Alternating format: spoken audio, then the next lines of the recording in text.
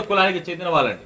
అంటే ఈ లింగాయత కులానికి స్పెషల్ ఏంటంటే వీళ్ళు కేవలం శ్రీ బ్రహ్మరాంబ మల్లికార్జున స్వామి వాళ్ళని మాత్రమే పూజిస్తారు, ఇంకెవరిని పూజించరు. ఎవరైనా అంటే మన ఆంధ్ర టోటల్ అందరినీ పూజిస్తాం. వెంకటేశ్వర స్వామి, ఆంజనేయ స్వామి, షిరిడి సాయిబాబా, పుట్టపడి సాయిబాబా, గణేష్ మహారాజ్, అక్క ఎల్లమ్మ, పోలేరమ్మ, అది టోటల్ అందరినీ. కానీ వీళ్ళు అలా కాదండి, కేవలం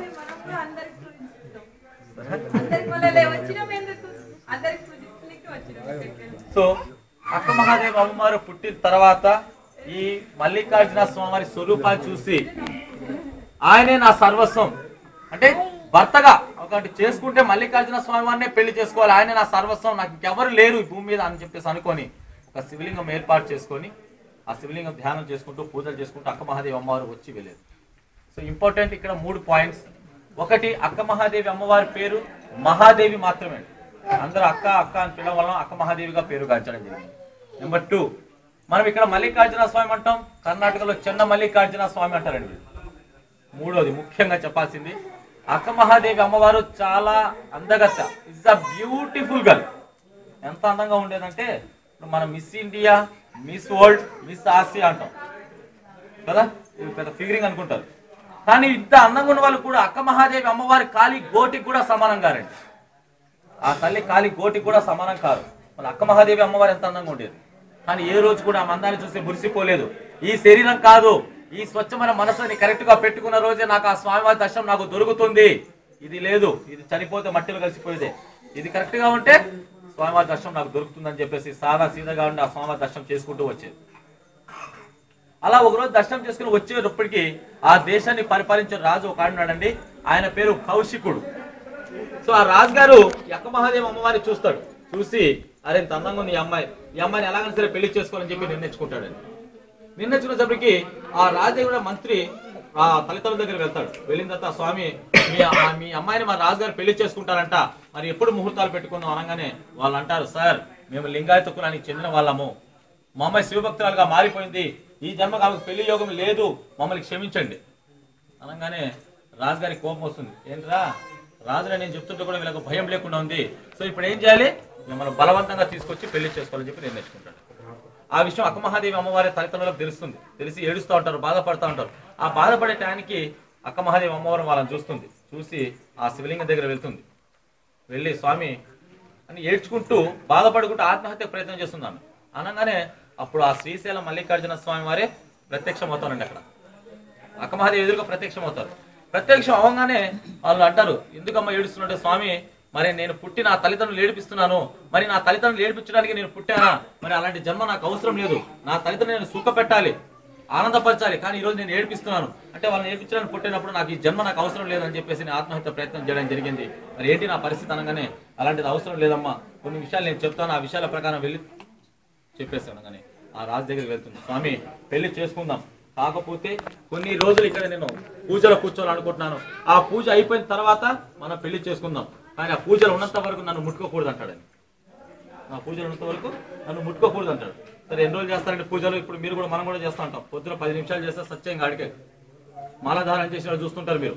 48 రోజులు దీక్ష, 49 రోజు ఎప్పుడప్పుడు వస్తుందా అని చూస్తుంటారు ఇప్పుడు అలాంటి పూజలు. సో అలాంటిదే ఈ అక్క మహాదేవి అమ్మవారు కూడా చేస్తుందని చెప్పి సరే కూర్చోపో అంటాడు.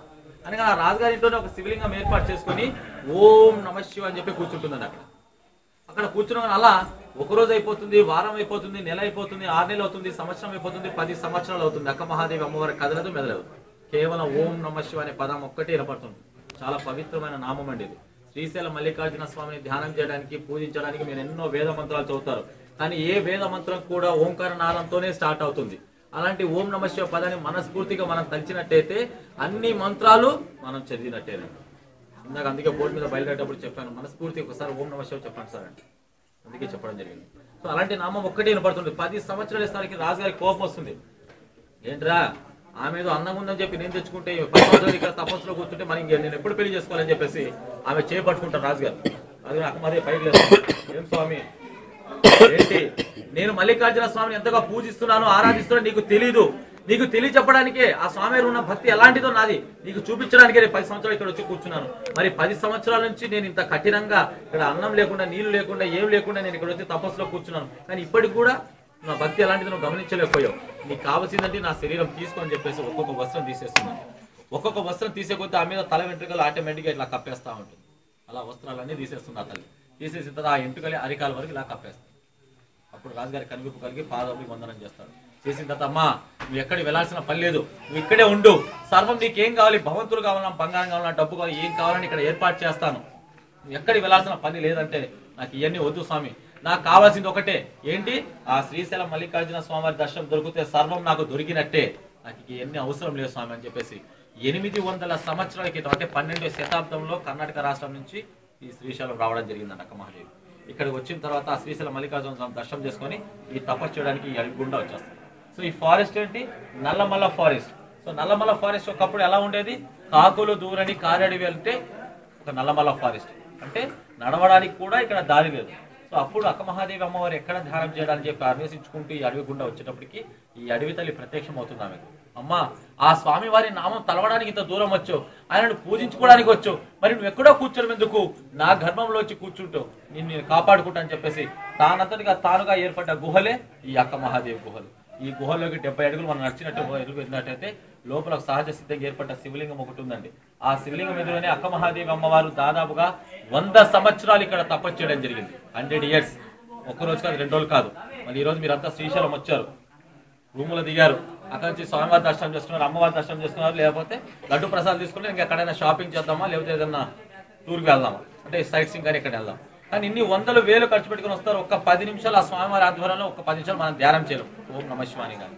మరి 800 సంవత్సరాల క్రితం ఒక స్త్రీ అండి, ఒక స్త్రీ ఒంటి మీద నూలు గుడ్డ లేదు, చేతిలో ఆయుధం లేదు, ఎవరి సపోర్ట్ లేదు, వచ్చిందండి ఇక్కడికి.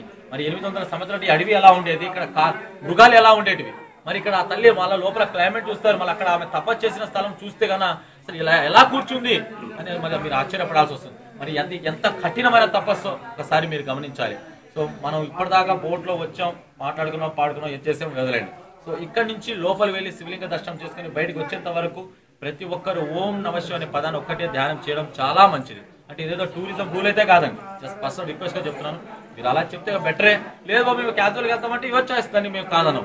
అలాంటి ఒక పవిత్రమైన స్థలం చూడండి, మనమైతే చేయలేము, మనం చేసే చేత అవ్వదు, ఆ తల్లి చేసింది, మన ఆ ప్లేస్ లో చెప్పడం దయచేసి అదే ఉండదు.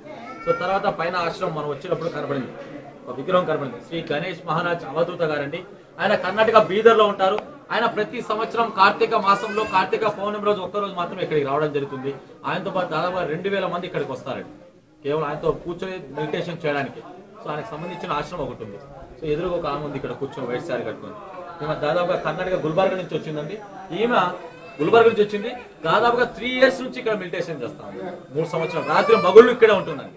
మరి మగులు అంటే మనం అందరం వస్తాం వెళ్ళిపోతాం, మరి రాత్రి పరిస్థితి ఏంటంటే ఆమెది, ఇంట్లో అర్ధగంట కరెంటు పోతే ఏసీ ఆడకపోతే మనం ఎలా ఉంటుంది, మనకు చాలా ఇబ్బందిగా ఉంటుంది. మరి రాత్రిపూట ఏ పాము వస్తుందో ఏ జంతువు వస్తుందో తెలియదు. మరి ఆమెకు ఆ తల్లి ఆశీర్వాదం అనేది ఉందా లేదా అనేది మీరు గమనించాలి, ఓకేనా. మరి ఎంత పవిత్రమైన స్థలం. మరి ప్రతి టెంపుల్కి వెళ్తాం, టెంపుల్ ఆపోజిట్ లో ముఖద్వారం అనేది ఖచ్చితంగా ఉంటుంది, అది మనం ఏర్పాటు చేసుకుంటాం ఆర్చ్ని. మళ్ళీ ఇక్కడ చూడండి సార్, న్యాచురల్ ఆర్చ్, సహజ సిద్ధంగా ఏర్పడ్డ శిలాతోరణం. తిరుమల కూడా ఉందండి, చాలా చిన్నగా ఉంటుంది. ఇది చూడండి ఎంత హెవీగా ఉంటుంది. మరి ఇక్కడ టెంపుల్ ఉందా లేదా, మరి ఆ తల్లి ఇక్కడ తపస్సు చేసిందా లేదా అని మీరు గమనించి ప్రతి ఒక్కరూ చాలా చెప్తున్న భక్తి పరంగా ఆలోచిస్తే చాలా బెటర్గా ఉంటుంది ఇక్కడ. సో వెళ్ళి ఓం నమ శివాయ అనుకుంటూ వెళ్ళి దర్శనం చేసుకుని బయటకు వచ్చడం బెటర్గా ఉంటుంది, ఓకేనా. సో ఇక్కడ నుంచి 10-15 మంది మాత్రం వెళ్తారు కాబట్టి మిగతా వాళ్ళు ఉన్న వాళ్ళకి చెప్తున్నాను, ఈ 10 నిమిషాల్లో మీకు 10-15 నిమిషాలు పడుతుంది వెళ్ళి వాళ్ళు వచ్చి రావడానికి. సో ఈ 15 నిమిషాల్లో మీరు ఫొటోస్ తీసుకుంటారా, ఫొటోస్ తీసుకోండి, లేదా చాయ్ కాఫీ తాగుతారా తాగండి, లేదా స్వామివారి దగ్గరికి వెళ్తారా, అక్కడ నుంచి మెట్లు ఉన్నాయి. సో దాదాపుగా 80 మెట్లు ఉన్నాయండి, 80 మెట్లు 40 మెట్లు బాగా ఫ్రీగా ఉన్నాయి. దాని అక్కడ నుంచి ఒక 30-40 మెట్లు వెళ్ళే వాళ్ళు వెళ్ళండి. లేదు ఎంత వద్దంటారా, ఒక 10 నిమిషాలు ఇక్కడ మెడిటేషన్ చేయడం చాలా బెటర్.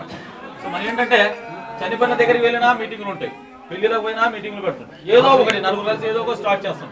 సో ఆ చేసే ఇక్కడ మెడిటేషన్ చేస్తే బెటర్ గా ఉంటుంది, లేకపోతే మీ ఇష్టం, ఓకేనా.